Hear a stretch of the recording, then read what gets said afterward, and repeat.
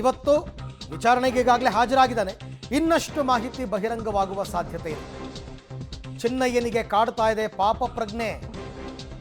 Right, ಹಣದ ಆಸೆಗೆ ಅಪಪ್ರಚಾರ ಮಾಡಿದ ನೋವು ಕಾಡ್ತಾ ಇದೆ ಅಂತೆ. ಈತನಿಗೆ ಎಷ್ಟು ಸರ್ತಿ ಪಾಪ ಪ್ರಜ್ಞೆ ಕಾಡುತ್ತೆ ಅಂತ, ಅವಾಗಲೂ ಪಾಪ ಪ್ರಜ್ಞೆ ಕಾಡ್ತಿದೆ ಅಂತಲೇ ಬಂದಿದ್ದೀವನು. ನಾನು ಹೆಣಗಳನ್ನ ಊತಾಕಿದ್ದೀನಿ, ಅವುಗಳಿಗೆ ಸರಿಯಾಗಿ ಸಂಸ್ಕಾರ ಮಾಡಿಲ್ಲ, ನನಗೆ ಪಾಪ ಪ್ರಜ್ಞೆ ಕಾಡ್ತಿದೆ ಅಂತ.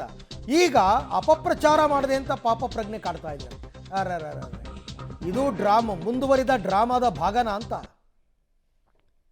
ನಿಜಕ್ಕೂ ಆತನಿಗೇನಾದರೂ ಧರ್ಮಸ್ಥಳದ ಬಗ್ಗೆ ನಾನು ಅಪಪ್ರಚಾರ ಮಾಡಿದೆ, ನನಗೆ 20 ವರ್ಷ ಅನ್ನ ಕೊಟ್ಟ ಕ್ಷೇತ್ರದ ಬಗ್ಗೆ ನಾನು ಅಪಪ್ರಚಾರ ಮಾಡಿದೆ ಅಂತ ಪಾಪ ಪ್ರಜ್ಞೆ ಕಾಡ್ತಿದ್ರೆ, ಆತನೇ ಇಡೀ ಎಂಟೈರ್ ಸಿಂಡಿಕೇಟ್ ಬಗ್ಗೆ ಬಾಯ್ಬಿಡಬೇಕು.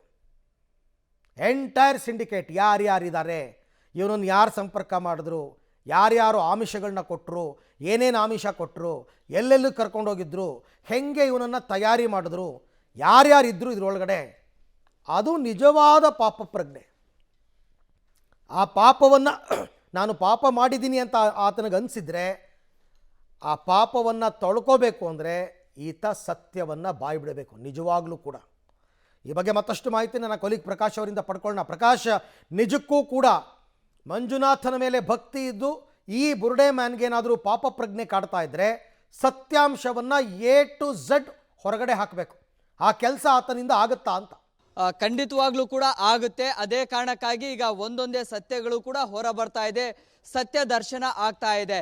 ನಿಜವಾಗಿರುವಂತಹ ಪಾಪ ಅಂದರೆ ಏನೆಲ್ಲ ಪಾಪ ಪ್ರಜ್ಞೆ ಕಾಡ್ತಾ ಇತ್ತು, ಈಗ ಅದನ್ನು ನಿಜವಾಗಿ ಕೂಡ ಕಾಡ್ತಾ ಇದೆ ಅನ್ನುವಂಥದ್ದನ್ನು ಈಗ ಹೇಳ್ತಾ ಇದ್ದಾನೆ. ಬುರ್ಡೆ ಗ್ಯಾಂಗನ್ನು ನಂಬಿಕೊಂಡು ಹೇಗೆ ಮೋಸ ಹೋದ್ವಿ, ಜೊತೆಗೆ ಎಲ್ಲರೂ ಕೂಡ ಹೇಗೆ ಕೈ ಬಿಟ್ಟು ಹೋದ್ರು ಅನ್ನುವಂಥದ್ದನ್ನು ಕೂಡ ಈಗ SIT ತನಿಖಾಧಿಕಾರಿಗಳ ಮುಂದೆ ಬಾಯ್ಬಿಡ್ತಾ ಇದ್ದಾನೆ ಒಂದೊಂದು ಸತ್ಯದ ಮೂಲಕವಾಗಿ.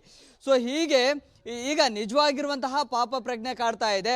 ಹಣದ ಆಸೆಗೆ ನಾನು ಸುಳ್ಳನ್ನು ಹೇಳಿ ಏನು ಶ್ರದ್ಧಾ ಕೇಂದ್ರವನ್ನು ಏನು ಕಳಂಕ ತರುವಂಥ ನಿಟ್ಟಿನಲ್ಲಿ ಅಪಪ್ರಚಾರವನ್ನು ಮಾಡುವಂಥ ನಿಟ್ಟಿನಲ್ಲಿ ಮಾತನಾಡದೆ ನನ್ನಿಂದ ಒತ್ತಾಯಪೂರ್ವಕವಾಗಿ ಕೂಡ ನನ್ನಿಂದ ಸುಳ್ಳನ್ನು ಹೇಳಿಸಿದ್ರು ಅನ್ನುವಂಥದ್ದನ್ನು ಕೂಡ ಈಗ SIT ತನಿಖಾಧಿಕಾರಿಗಳ ಮುಂದೆ ಈಗ ಏನು ತಪ್ಪನ್ನು ಒಪ್ಪಿಕೊಳ್ಳುವಂತಹ ಒಂದಿಷ್ಟು ಏನೋ ಪಶ್ಚಾತ್ತಾಪ ಪಡುವಂತಹ ಮಾತುಗಳನ್ನು ಕೂಡ ಈಗ SIT ತನಿಖಾಧಿಕಾರಿಗಳ ಮುಂದೆ ಹೇಳ್ತಾ ಇದ್ದಾನೆ. ಅದರ ಜೊತೆಗೆ ಆತನನ್ನು ಹೇಗೆ ಮೆಂಟಲಿ ಪ್ರಿಪೇರನ್ನು ಮಾಡಿದ್ರು, ಯಾವ ಭಾಗದಲ್ಲಿ ಮಾಡಿದ್ರು, ಹೇಗೆ ಆತನನ್ನು ಸಂಪರ್ಕವನ್ನು ಮಾಡಿದ್ರು ಅನ್ನೋದಕ್ಕೂ ಕೂಡ ಒಂದಿಷ್ಟು ಮಾಹಿತಿಯನ್ನು ಹಂಚಿಕೊಂಡಿದ್ದಾನೆ. ಯಾವಾಗ ಈ ಬುರ್ಡೆ ಗ್ಯಾಂಗನ್ನು ಈತ ಸಂಪರ್ಕಕ್ಕೆ ಬರ್ತಾನೆ ಆಗ ಹೆಚ್ಚಿನ ಮಟ್ಟದಲ್ಲಿ ಆತನ ಕೈಗೆ ಫೋನು ಕೂಡ ಕೊಡ್ತಾ ಇರಲಿಲ್ಲ. ಸೊ ಹಾಗಾಗಿ ಈತನನ್ನು ಹೇಗೆ ಆತನನ್ನು ಬಳಸ್ಕೊಳ್ಬೇಕು ಅನ್ನುವಂಥದ್ದಕ್ಕೆ ಪ್ರತ್ಯೇಕವಾಗಿ ಪ್ಲಾನನ್ನು ಮಾಡಿಕೊಂಡಿದ್ರು, ಟೀಮನ್ನು ಮಾಡಿಕೊಂಡಿದ್ರು.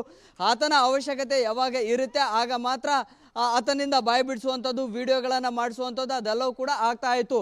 ಈಗ ಆರಂಭಿಕ ಹಂತದಲ್ಲಿ ಕಂಪ್ಲೀಟ್ ಆಗಿ ಒಂದು ಮುಖವಾಡವನ್ನು ಹಾಕ್ತಾ ಇದ್ರು. ಸೊ ಎಲ್ಲೂ ಕೂಡ ಆತನ ಐಡೆಂಟಿಟಿನ ರಿವೀಲ್ ಮಾಡಲಿಕ್ಕೆ ಏನು ಮುಂದೆ ಬಂದಿರಲಿಲ್ಲ ಈ ಬುರ್ಡೆ ಗ್ಯಾಂಗು.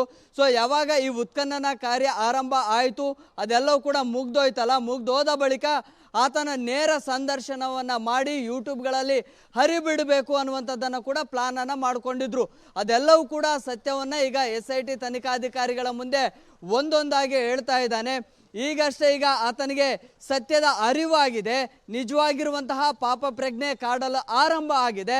ಸೊ ಹೀಗಾಗಿ ಒಂದೊಂದೇ ಸತ್ಯಗಳನ್ನು ಈಗ ಬಿಚ್ಚಿಡುವಂಥ ಪ್ರಯತ್ನವನ್ನು ಕೂಡ ಮಾಡ್ತಾ ಇದ್ದಾನೆ.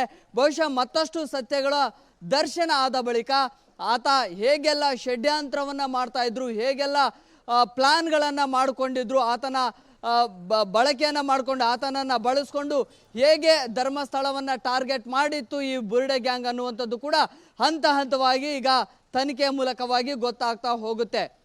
ರೈಟ್, ಥ್ಯಾಂಕ್ ಯು ಪ್ರಕಾಶ್, ತಮ್ಮ ಎಲ್ಲ ಮಾಹಿತಿಗೆ ಧನ್ಯವಾದ. ಕೆಲವು ಸಂದರ್ಭದಲ್ಲಿ ಮನುಷ್ಯತ್ವ ಇರೋಂಥವ್ರಿಗೆ ಹೀಗಾಗುತ್ತೆ. ಅದು ನಿಜನೇ ಆದರೆ ಆಲ್ಮೋಸ್ಟ್ ಈ ಪ್ರಕರಣ ಎಂಡಿಗೆ ಬಂತು ಅಂತಲೇ ಅರ್ಥ.